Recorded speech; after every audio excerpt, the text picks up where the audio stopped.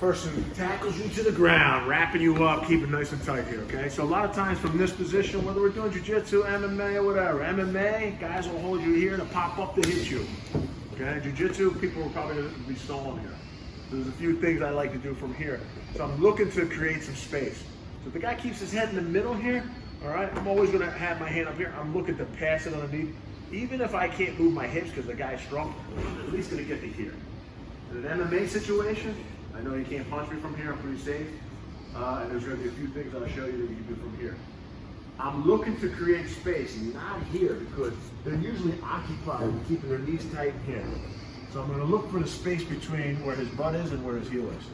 So the way I'm gonna create that here is I'm looking to come off of this, just to hit into him, bump him a little bit.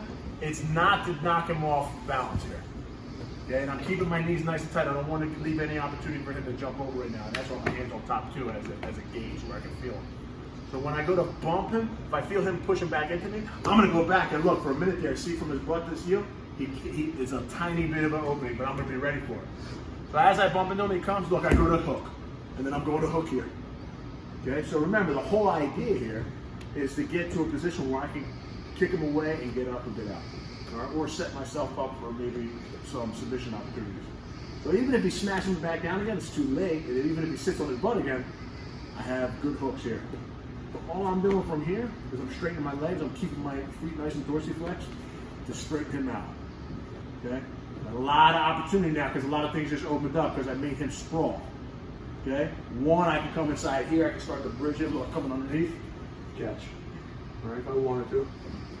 The other one I like to do if my objective is to stand up, now I have the opportunity to beat him to here. So once I do this, he's looking to hop back to his knees, but he needs me to let go of my hooks. So I know I have a timing of this. So I want to bring my hook right back here before he gets his knee back to my butt. So as he does it, he sets me up for the hook here. And I'm going to do the same thing with this one. So I do it like this. Now with the butterfly guard, I have the opportunity to push it out to get away. Now I have something pushing. A lot of times when you're in the guard and a guy's strong and he's smashing down, there's no like push. I gotta get my foot to the hip, but sometimes it's hard because look, this is what he's doing here. All right, so I'm gonna build this opportunity. Space here. I like to push a little bit as he comes up. One, bang, get that other hook. Even if you readjust, I still have that opportunity. One. Yes, if he wants to come up, he doesn't really notice that. I'm going to do the same thing with this side. As he comes up, now I have the ability, I have my butterfly guard, to push him away, keep him away. If there's a punching thing, he goes up to punch, well, at least my hands are up and I'm ready to go, to stand up. Understood? Let's practice that, but let's keep in mind that we want to create the opportunity. We don't want to just force the hooks in there. So by pushing the head to the side, and getting up on this like kickstand, I'm just pushing him a little bit. I'm looking for the reaction for him to push me back. As he does that, I'm already anticipating that space. I'm going to throw the hook, the hook here. Okay? These little movements are what going to make the difference in either getting out of there or getting off the butt or getting to submission. Okay? Let's practice that first. Partner up. Can you work with the arm here? Look, I can start to pass the arm here. So I bring it right to a drag. He's going to have a hard time defending this because he's got to get to his knees to even give me any kind of strength to do this. So whether it's here, and I want to make the gap here, come underneath, I start to play. Look, this hand passes it right through here. And I can start playing. Now I can shoot. So I can shoot this leg inside and kind of, I'm already on my way to the back. The only reason why I'm having a little trouble here is because he's staying flat. And he doesn't want to stay flat. Natural reactions to pop up. As soon as he pops up, boom, I have this in. And I already drug my leg to catch here. Okay, so you take that back. So just another option off of this here. So even from here, holding them here, I look to bump a little bit. As I get a reaction, boom, I hook a hook. All right, straighten him out. See a little gap here or a little opportunity, I'll come underneath here, start to play, pass here. You play around with it. I can shrink this leg. By the time he gets up, I know I have that hook, okay, to come up.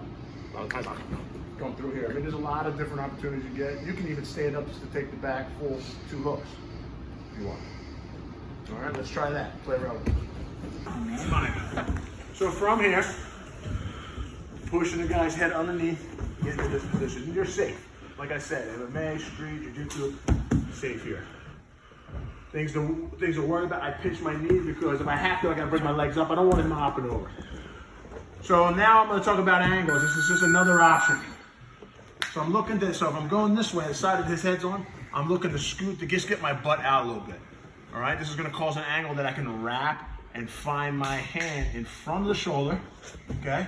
Now notice, I make that little scoot because I wanna be able to scoot back and create a gap for a second where his bicep lays to the side of my hip here, okay?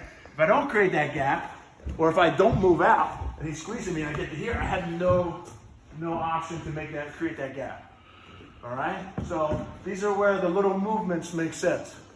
So as I pop my hip out, he could be squeezing me here, but now I have a rotation that I can cause a gap here. So when I touch here, I'm underneath, okay?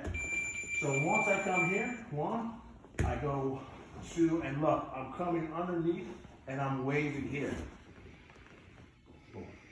Once I grab, just like this, okay? I'm looking to unleash my leg, and now I use just my hands. I'm gonna rotate him here, and then I follow him up.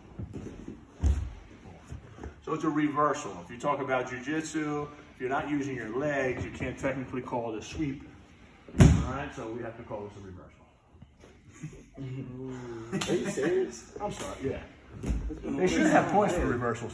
No idea. That's very different. So as I come up and I come here, look, I already make that. I look to come right underneath. So I'm over the head, underneath the arm, and look, I always wave. Don't grab like this. Wave, gable grip here. Pull him in tight. I pull him in. I can wrap my legs first, just to wear the guy down.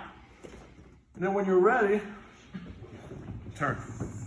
And then I'm gonna follow him up here. And then I can bridge my hips. There's no neck cranks you can do in jiu-jitsu, so I'll bridge my hip, put them on the ground again. All right? You do that about like 3 more times. One more time? 3 One more more times. time. I'm gonna ask 500 more times. Pedro loves this one. So wrap here. Come right back down. I build that low. I get that slack here so I can grab. Okay? Then I look to reverse. I start to go here. Yeah. Take a lean over. And then you can follow. Good? Back a step. Go ahead. Stand corrected. This move will count as a sweep because they started out from the bottom. Awesome.